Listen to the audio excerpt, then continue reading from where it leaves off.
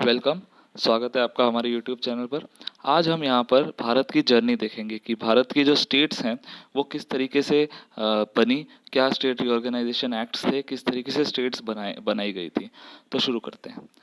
ये जो मैप है ये पहले का before and after partition Bharat का दिखाया जा रहा है। 1947 का ये मैप है, जहाँ पर आप देख सकते हैं कि वेस्ट पाकिस्तान और ईस्ट पाकिस्तान है, जिसे कि आज हम बांग्लादेश बुलाते हैं 1971 की वॉर के बाद। तो इसमें आप देख सकते हैं कि मद्रास जैसे कि एक स्टेट हुआ करता था, हैदराबाद एक क्या हुआ, प्रिंसली स्टेट हुआ करता था। जैसे कि इसके अंदर आप देख रहे हैं कि येलो में जो चीज़ें हैं वो ब्रिटिश इंडिया की स्टेट्स हैं, और जो ब्लू में चीज़ें हैं वो प्रिंसली स्टेट्स हुआ करती थी। जैसे राजपूताना एक प्रिंसली स्टेट हुआ करता था यहाँ पर। तो इस तरीके से बॉम्बे जो था ये एक स्टेट था ब्रिटिश इंडिया के अंडर, और सेंट्रल इंडिया हुआ करते थे। जैसे सेंट्रल प्रोविंसेस है यहाँ पर, ये देख सकते हैं आप। और यूनाइटेड प्रोविंसेस जिसको आज हम उत्तर प्रदेश बुलाते हैं। तो असम यहाँ पर हुआ करता था एक स्टेट। मैसूर जो था वो एक प्रिंसली स्टेट था।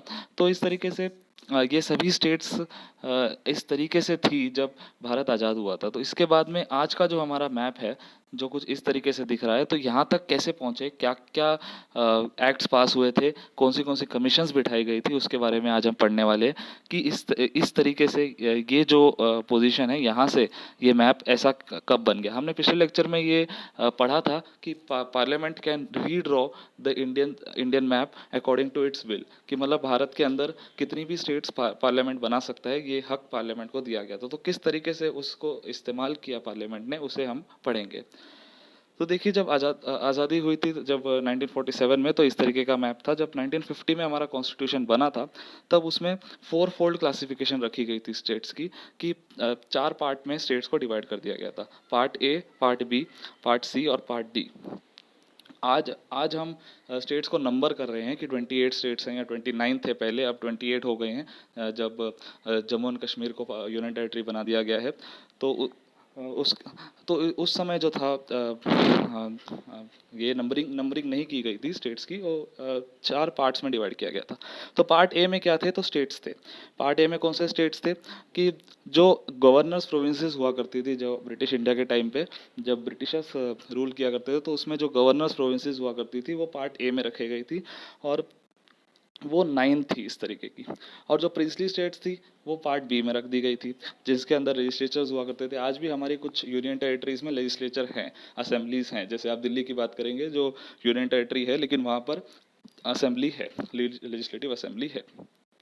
उसके बाद में पार्ट सी में कुछ चीफ कमिश्नर प्रोविंसेस रखी गई थी, जो कि इस तरीके की स्टेट्स थी जो ना ही इस पार्ट ए में या ना ही पार्ट बी में वो रखी गई थी, जो जो बच गई थी उसके अलावा। तो वो सभी स्टेट्स जो थी उन्हें पार्ट सी में रख दिया गया था, और ये 10 थी नंबर में। तो और उसके बाद में जो डी था उसके अंदर अंडमान और निकोबार आइलैंड्स रख दिए गए थे। जैसे इसमें देख सकते हैं अंडमान एंड निकोबार आइलैंड्स जो हैं उन्हें पार्ट डी में रख दिया गया था। इस मैप के अकॉर्डिंग ये division part A B C D में किया गया था। तो यहाँ पर ये याद रखने की ज़रूरत है कि पार्ट ए में क्या था, बी में क्या था, सी में क्या था और डी में क्या था। तो क्या, क्योंकि जब कॉन्स्टिट्यूशन बना था उस समय ये चार पार्ट्स में डिवीजन किया गया था, उस कॉन्स्टिट्यूशन में रखा गया था इस तरीके से। तो ये मैच द फॉलोइंग का क्वेश्चन बन सकता है कि किस तरीके से पार्ट ए में क्या था, पार्ट बी में क्या था, सी में क्या था और डी में क्या था, और कितने कितने थे। ये नंबर भी याद रख सकते हैं कि 9 थे पार्ट ए में, 9 ही थे पार्ट बी में, पार्ट सी में 10 थे, और पार्ट डी में सिर्फ अंडमान और निकोबार आइलैंड्स थे। उसके बाद में साउथ इंडिया में एक डिमांड उठी कि हमें इस तरीके से चार पार्ट में नहीं, बल्कि हमें लिंग्विस्टिक बेसिस पे, लैंग्वेज के बेसिस पे जो स्टेट्स हैं उन्हें रीऑर्गेनाइज करना चाहिए। ये डिमांड उठी थी साउथ इंडिया से। तो 1948 में एस के धर कमीशन बिठाई गई थी, जो सबसे पहली कमीशन थी for state reorganisation acts, state reorganisation करने के लिए। और एस के धर कमीशन ने ये रिकमेंड किया था कि रीऑर्गेनाइजेशन ऑफ स्टेट्स जो है वो लिंग्विस्टिक बेसिस पर नहीं होगा, लैंग्वेज के बेसिस पर नहीं किया जाएगा। उसके जगह पर एडमिनिस्ट्रेटिव कन्वीनियंस के हिसाब से किया जाएगा, कि किस तरीके से आसानी होगी उन स्टेट्स को रेगुलेट करने के लिए, एडमिनिस्ट्रेशन किस तरीके से आसान होगा, उस तरीके से हम स्टेट्स को डिवाइड कर लेंगे, स्टेट्स बना लिए जाएंगे, लेकिन लैंग्वेज के बेसिस पर स्टेट्स नहीं बनाए जाएंगे। ये रिकमेंडेशन दी गई थी एस के धर कमीशन के द्वारा। लेकिन ये जो रिकमेंडेशन थी ये मानी नहीं गई, यानी कि लोगों को ये मानना था कि लिंग्विस्टिक बेसिस पर ही, लैंग्वेज के बेसिस पर ही डिवीज़न होनी चाहिए। ये मांग थी, ये डिमांड थी। तो ये पूरी नहीं की गई एस केदार कमीशन के द्वारा, तो इसके लिए इस कमीशन की जो रिकमेंडेशन थी वो मानी नहीं गई कि वो लोगों को स्वीकार नहीं थी कि ये इस तरीके से हो। तो इसके लिए एक और कमीशन बिठाया गया उसके बाद, जिसे कि जेवीपी कमेटी हम बोलते हैं। ये बहुत ही इंपॉर्टेंट है जेवीपी कमेटी कि जेवीपी कमेटी में कौन थे। जेवीपी का मतलब था जे से जवाहरलाल नेहरू, वी से वल्लभ भाई पटेल और पी से पट्टाभी सिद्धरामैया। ये 3 लोगों की कमेटी बिठाई गई थी 1948 में ही, ये स्टडी करने के लिए कि क्या हम लिंग्विस्टिक बेसिस पर स्टेट्स बना सकते हैं। और ये भी 1948 में ही बनाई गई थी कमेटी, लेकिन 1953 में गवर्नमेंट ऑफ इंडिया जो है उसे ये बनाना पड़ा। एक मिनट, हाँ, जो 1948 में ये कमेटी बिठाई थी, तो इसने जो रिपोर्ट अपनी सबमिट की उसमें भी इस कमेटी ने जो लैंग्विस्टिक बेसिस पर स्टेट्स बनाने की मांग थी उसे रिजेक्ट कर दिया कि ये लैंग्विस्टिक बेसिस पर स्टेट नहीं बनाई जाएगी और एडमिनिस्ट्रेटिव बेसिस पर ही हम स्टेट्स बनाएंगे।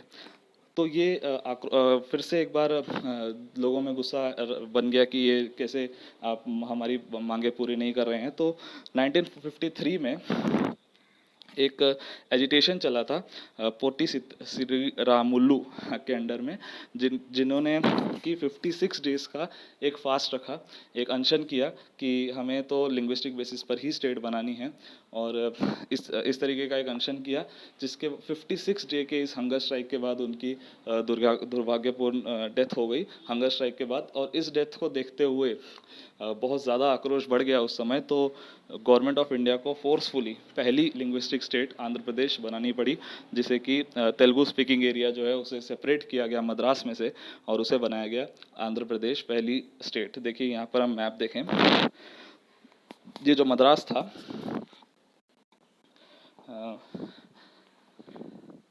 ये यहाँ पर आप मद्रास देख रहे हैं, इस मद्रास के अंदर से आंध्र प्रदेश एक स्टेट सेपरेट कर लिया गया था।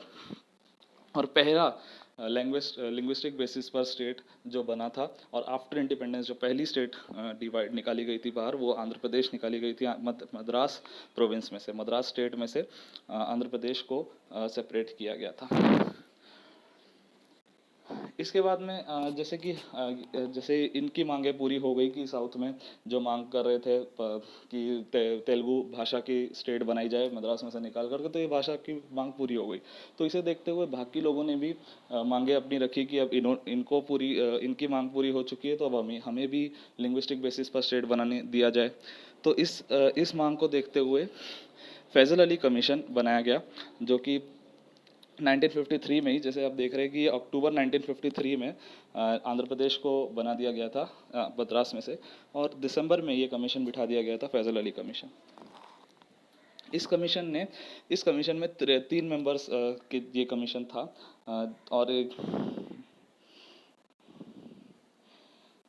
और इस कमीशन में जो रिपोर्ट बनी गई थी वो सबमिट की गई 1955 में, सितंबर 1955 में, और इसने एक्सेप्ट कर लिया, इट एक्सेप्टेड लैंग्वेज के बेस पर जो रीऑर्गेनाइजेशन ऑफ स्टेट्स है, ये मांग जो उठ रही थी, इसे एक्सेप्ट कर लिया गया कि अब लैंग्वेज के बेस पर ही हम आगे बनाएंगे स्टेट्स को।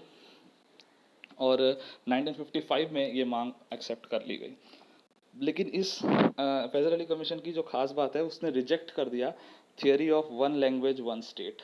इसका क्या मतलब हुआ कि एक्सेप्ट तो कर लिया अभी स्टेट लैंग्वेज के बेसिस पर स्टेट बनाना है, लेकिन ये रिजेक्ट कर दिया गया कि एक लैंग्वेज की एक स्टेट होगी, यानी कि एक लैंग्वेज पर एक स्टेट नहीं होगी, लेकिन लैंग्वेज के बेसिस पर स्टेट्स बनाई जाएंगी, एक ही भाषा की एक स्टेट नहीं होगी। ये माना गया था इस कमीशन के द्वारा कि यदि इस तरीके से एक भाषा के लिए एक स्टेट बना दिए जाएंगे तो काफ़ी ज़्यादा स्टेट्स बन जाएंगी, बहुत सी स्टेट्स बन जाएंगी। जैसे कि आप देख रहे हैं यहाँ पर बहुत ज़्यादा स्टेट्स, ये इतनी ज़्यादा स्टेट्स इसके अंदर से ही, भारत में से ही निकल जाएंगी कि फिर उसे बहुत मुश्किल हो जाएगा रेगुलेट करना। इसलिए एक भाषा का एक स्टेट नहीं माना गया था, लेकिन भाषा के आधार पर स्टेट्स बनाई जाएंगी, ये मान ली गई थी। और इस रीऑर्गेनाइजेशन में 4 important points Fazal Ali commission ने दिए थे कि क्या पॉइंट्स पर हम रीऑर्गेनाइज करेंगे। तो पहला पॉइंट था कि यूनिटी और सिक्योरिटी ऑफ द कंट्री जो है उसे प्रिजर्व किया जाएगा कि यूनिटी और सिक्योरिटी के ऊपर कोई सवाल नहीं उठने चाहिए।